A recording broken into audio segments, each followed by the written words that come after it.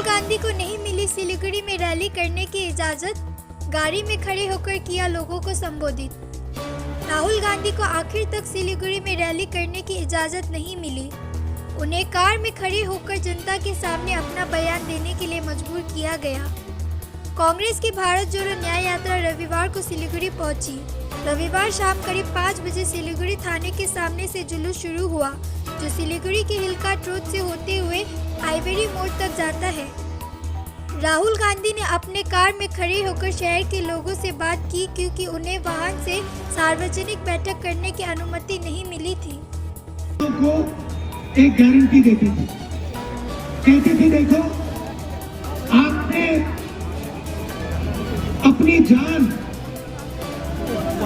देश के लिए न्यौछावर कर दी है, तो आपने अगर अपनी जान देश के हवाले कर दी है, देश के हाथों में कर दी है, तो हम आपको गारंटी देते हैं जब तक आप जिंदा हो और आपके परिवार के लिए शहीद होने के बाद आपके परिवार को हिंदुस्तान की सेना, हिंदुस्तान की वायुसेना, हिंदुस्तान की नेवी गारंटी देके आपकी रक्षा करेगी, पेंशन देगी और रक्षा करेगी। मगर आज क्या हुआ है, आज एक नई योजना आई है, उसको सरकार ने अग्निवीर योजना कहा है। अब उसमें देखिए, उसने कहा है कि हिंदुस्तान का युवा आर्मी को अपनी जान देने के लिए तैयार हो जाए और लाखों युवा तैयार हो जाएंगे। मगर अग्निवीर योजना कहती है कि आप आर्मी में आओ, 4 साल के लिए रहो और 4 साल के बाद 75% मतलब 3 में से 4 युवा आपको हम वापस घर भेज देंगे। 4 में से 1 युवा सेना में रहेगा और बाकी जो 3 हैं वो वापस चले जाएंगे। अगर शहीद होगा, देश के लिए गोली खाएगा, तो जो सेना के लोगों को कॉम्पनसेशन मिलता है, प्रोटेक्शन मिलती है, वो अग्निवीर को नहीं मिलेगी, उतनी नहीं मिलेगी। तो मेरा कहना है कि शहीद 2 तरीके के नहीं होते हैं, शहीद सिर्फ एक तरीके का होता है। सही ऐसे थोड़ी कि भैया ये दूसरा शहीद है, ये दूसरा शहीद है। शहीद को समान एक बराबर होना चाहिए।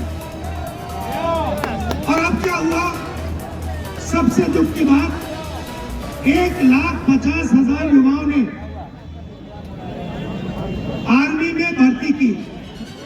अग्निवीर योजना से पहले इन 1,50,000 युवाओं को कहा गया कि आपको आर्मी में भर्ती कर दिया गया है, इनको जगह दे दी गई। और उसके बाद 3 साल सरकार में बहुत जोश है, मगर मुझे खत्म करने दो फिर, हाँ अभी मुझे बोलने दो। तो सरकार ने उनसे कहा कि भैया देखिए आप आर्मी में भर्ती हो गए, कोविड का समय है, थोड़ा समय ठहर जाओ, आपको भर्ती कर देंगे।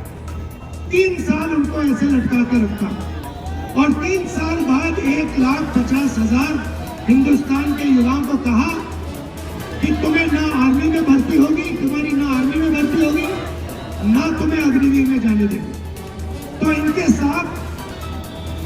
साथ अन्याय हुआ ना।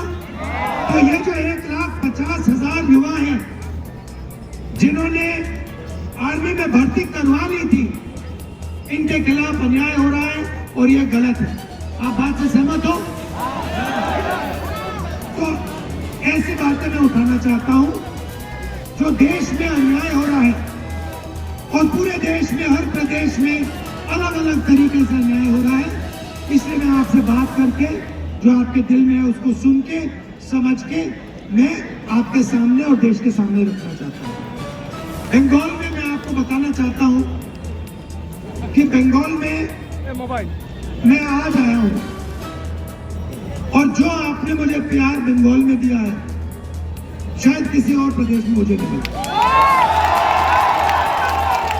तो इसके लिए मैं आपका धन्यवाद करना चाहता हूं और आपने अपनी पूरी जो शक्ति है, पूरा जो दम है, आपके दिल में जो मोहब्बत है, आपने पूरी की पूरी इस यात्रा में झोंक दी। इसके लिए मैं धन्यवाद करना चाहता हूं और ये कभी नहीं भूलूंगा। मेरे लाइफ और आखिरी बात देखिए, और आखिरी बात मैं आपको बताना चाहता हूं बंद करने से पहले। देखिए, बंगाल एक स्पेशल जगह है, ये आम जगह नहीं है। जब अंग्रेजों के खिलाफ लड़ाई हो रही थी तो आइडियोलॉजिकल काम, अंग्रेजों से लड़ने का जो आइडियोलॉजिकल काम था वो आप बंगाली लोगों ने किया। ये आप मत भूलिए। मतलब आप इंटेलेक्चुअल लोग हो, आप सोचने वाले लोग हो, आप एक दूसरे के साथ मिलकर चलने वाले लोग हो और आपकी जिम्मेदारी बनती है। आप ये मत सोचो कि आपकी जिम्मेदारी नहीं बनती, क्योंकि आप बंगाली हो इसीलिए आपकी जिम्मेदारी बनती है कि आप देश को रास्ता दिखाओ। आपने रविंद्रनाथ टैगोर जी ने किया, सुभाष चंद्र बोस जी ने किया, विवेकानंद ने किया, तो आप लोगों के अंदर ये क्षमता है। और अगर आपने देश को रास्ता दिखाने का काम नहीं किया, मैं आपको बता रहा हूं, तो देश आपको माफ नहीं करेगा। ये आपकी जिम्मेदारी है और किसी एक व्यक्ति की नहीं है, क्योंकि ये जो आग है बंगाल के हर व्यक्ति के अंदर है, छोटे से छोटे बच्चे के अंदर है।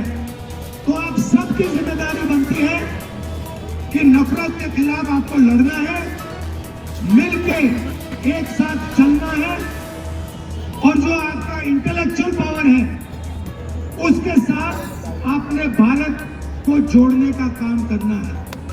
यह मैसेज मैं आपको देने आया हूं, क्योंकि ये काम सिर्फ आप कर सकते हो।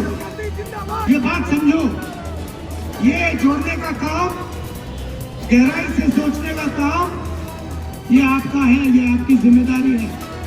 और मैं जानता हूं कि आप ये जिम्मेदारी पूरी करके दिखाओगे। आप सबको बहुत बहुत प्यार।